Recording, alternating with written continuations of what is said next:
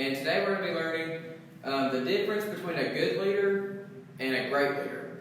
So I have a little quote here that I read on a video, or I heard on a video. It says, "The best of leaders consider themselves a student, not an expert." So what that means is the greatest leaders out there, the biggest CEOs in the world, the presidents and the whoever else in other countries, the leaders of our nations and everything like that, the highest up see themselves as students and not experts, because that means that they're always improving. There's always that room for improvement.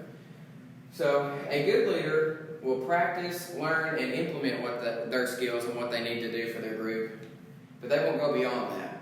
But a great leader is well practiced, understands the skills and importance of prioritizing others' needs before their own. They see themselves as the sole caregiver for their group. So what that means is they know their skills, they know what they have, they know what they can do, they're well practiced on that. They're polished up on their skills.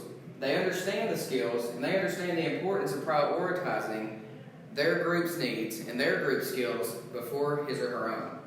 And they see themselves as the caregiver of their group, meaning they feel responsible for their whole group's outcome. They feel responsible for their entire group's future and their success. We call them our leader, not because they lead and we follow, but because they're willing to go first in all situations. No matter the situation, bad, good, sad, happy, they're willing to put themselves first, go in first, and be that on that front line. So that's why we call them our leader. They're willing to risk themselves for their group. And I put in parentheses there, protect and grow. A good leader, a great leader, is going to put themselves first to protect their group and expand their group, to grow it, to make it bigger. And at the bottom it says, a great leader knows there's always room for improvement, like I said in the beginning, in their leadership. And I have 3 bullet points down here, and it says student, parenthood, and team. And that's just because a great leader will base that on being a student, like I heard in this video.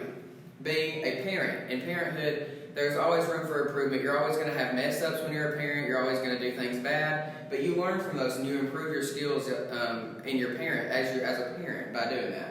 And the last bullet point is team. On a sports team or a team at work, like here at the Boys and Girls Club, there's always room for improvement. There's always something that somebody can do better on that team, whether it's the leader or one of the other team members in the club or on your sports team.